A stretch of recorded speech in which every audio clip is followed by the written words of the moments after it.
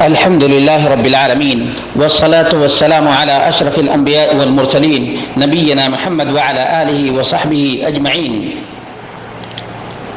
قال الله تعالى: يا أيها الذين آمنوا اتقوا الله وكونوا مع الصادقين. اے ایمان والو، تم اللہ رب العالمین سے ڈرو اور سچے لوگوں کے ساتھ رہو. اسی طرح سے محمد رسول اللہ صلی اللہ علیہ وسلم نے فرمایا: من كذب علی متعمدا فلیتبوأ مقعده من النار. رواہ البخاری و مسلم.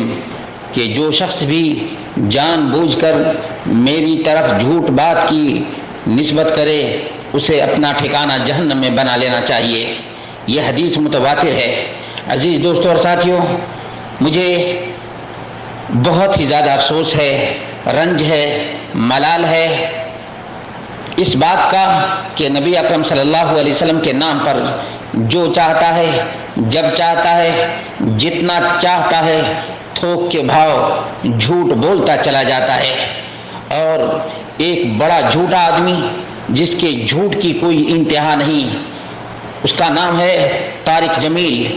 طارق جمیل تراویح کی فضیلت اور تراویح کی عظمت بیان کرتے ہوئے بولتا ہے کہ میرے نبی صلی اللہ علیہ وسلم نے فرمایا تراویح کے ایک سجدہ پر 1500 نیکی لکھی جاتی ہے اور 40 سجدے میں 60,000 کی کمائی ہوتی ہے. جو آدمی تراویح کا ایک سجدہ کرتا ہے جنت میں اس کے لیے سرخ یاقوت کا ایک محل بنایا جاتا ہے اور اس میں 60 سونے چاندی کے دروازے ہیں. اسی طرح سے اس نے کہا کہ تراویح کے ایک سجدہ سے ایک درخت اللہ رب العالمین جنت میں لگاتا ہے، اس کے نیچے سے 100 سوار عربی گھوڑے دوڑ سکتے ہیں. 100 سال تک عربی گھوڑے دوڑ سکتے ہیں. روزہ ہے، اس کا ایک فرض 70 کے برابر ہے، اس کا ایک نفل فرض کے برابر ہے، اور اس میں رات کو تراویح ہے. تراویح کے ہر سجدے پر 1500 نیکی ہے. ہر سجدے پر جنت میں ایک محل ہے جس کے 60,000 سونے چاندی کے دروازے ہیں، اور ہر سجدے پر ایک درخت لگتا ہے جس کے نیچے 100 سال گھوڑا دوڑ سکتا ہے. ٹھیک؟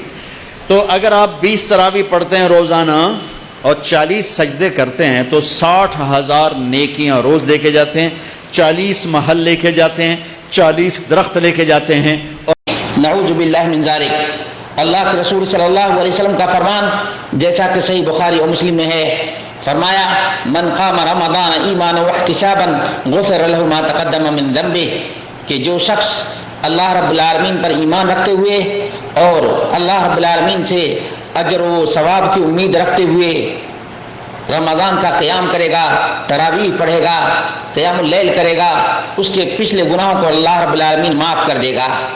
اس شخص نے اتنا بڑا نبی اکرم صلی اللہ علیہ وسلم کے اوپر الزام لگایا ہے، اتنا بڑا نبی کے نام سے جھوٹ بولا ہے کہ جس کی وجہ سے اس زمین کو پھٹ جانا چاہیے اور آسمان کو شق ہو جانا چاہیے اور اس آدمی کو اس زمین میں دھس جانا چاہیے، اس کے اوپر آسمان گر جانا چاہیے.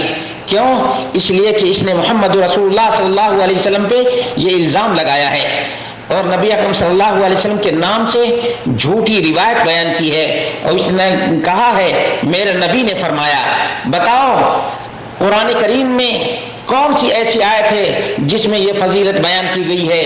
نبی اکرم صلی اللہ علیہ وسلم کی کون سی حدیث ہے جس میں یہ فضیلت بیان کی گئی ہے؟